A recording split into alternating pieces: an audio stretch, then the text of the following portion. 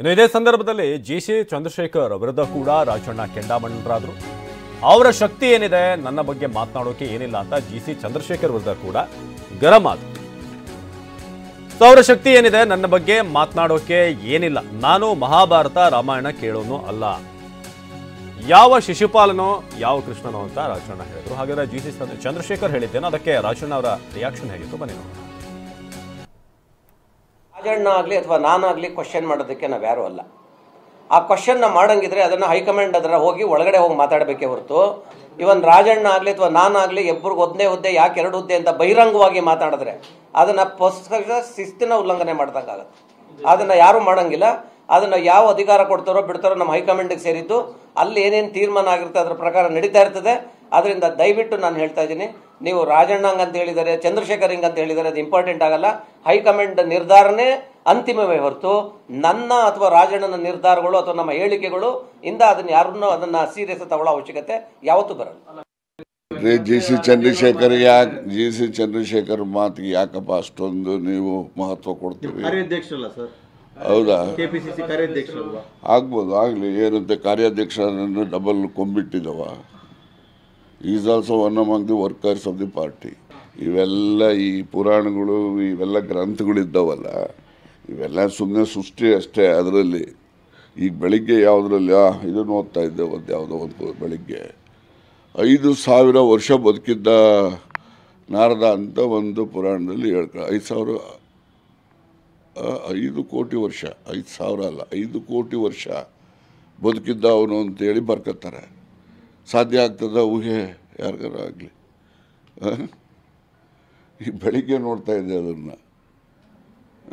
ಹೀಗಾಗಿ ಒಬ್ಬೊಬ್ರದ್ದು ಒಂದೊಂದು ಥರ ಊಹಾಲೋಕದಲ್ಲಿ ಇರ್ತಾರೆ. ಇರೋದನ್ನು ನಾವ್ಯಾಕೆ ಬೇಡ ಅನ್ಬೇಕು?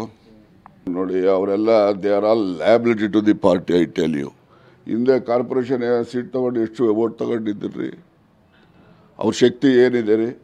ಅವ್ರ ಶಕ್ತಿ ಮೀರಿ ಕಾಂಗ್ರೆಸ್ ಪಕ್ಷದಲ್ಲಿ ಅಧಿಕಾರ ಅನುಭವಿಸ್ತಾ ಇರೋರು ಅವ್ರು ನನ್ನ ಬಗ್ಗೆ ಮಾತಾಡೋದಕ್ಕೆ ಏನಿಲ್ಲ. ಗೊತ್ತಾಯ್ತಾ? ಎಷ್ಟು ತೊಗೊಂಡಿದ್ರು ಕಾರ್ಪೊರೇಷನಲ್ಲಿ? ಇನ್ನು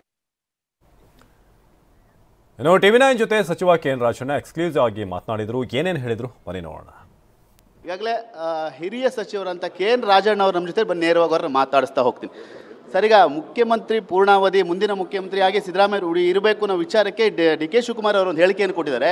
ಸಿದ್ದರಾಮಯ್ಯರ ಹೆಸರನ್ನು ದುರುಪಯೋಗ ಮಾಡ್ಕೊಳ್ತಾ ಇದ್ದಾರೆ ಒಂದಷ್ಟು ಜನ ಅಂತ ಹೇಳಿ. ಕೇಳಿ, ಅವ್ರನ್ನೇ ಯಾರು ಮಾಡ್ಕೊಳ್ತಿದ್ದಾರೆ ಅವ್ರನ್ನ ಕ್ರಮ ತಗೊಳ್ಳೋಕೆ ಹೇಳಿ. ದುರುಪಯೋಗ ಯಾರು ಮಾಡ್ತಾರೋ ಅಧ್ಯಕ್ಷರಲ್ಲ, ಅವರಿಗೆ ಸರ್ವ ಅಧಿಕಾರ ಇರುತ್ತೆ. ಯಾರು ದುರುಪಯೋಗ ಮಾಡ್ಕೊಳ್ತಾರೆ ಅಂತ ಅವ್ರ ಹೆಸರು ಹೇಳಬೇಕು, ಮತ್ತು ದುರುಪಯೋಗ ಮಾಡ್ಕೊಂಡವ್ರ ಮೇಲೆ ಕ್ರಮ ತಗೋಬೇಕು ಅಂತ ನಾನು ಒತ್ತಾಯ ಮಾಡ್ತೀನಿ. ಅವ್ರ ಹೆಸರು ದುರ್ಬಳಕೆ ಮಾಡ್ಕೊಂಡು ಅವ್ರು ನಮ್ಮ ಲೀಡ್ರೇನೆ, ಆದರೂ ಅವ್ರು ಒಂದಷ್ಟು ಜನ ನಾಯಕರು ಆಪ್ತರಲ್ಲಿರೋರು ಅಂತ ಹೇಳಿದ್ದಾರೆ. ದುರ್ಬಳಕೆ ಮಾಡ್ಕೊಳ್ಳೋರನ್ನ ಕ್ರಮ ತಗೋಬೇಕು ಅಂತ ನಾನು ಒತ್ತಾಯ. ಅಲ್ಲ, ಯಾವ ರೀತಿಯಾಗಿ ಕ್ರಮ ಅಂತೀರಾಗಾದ್ರೆ?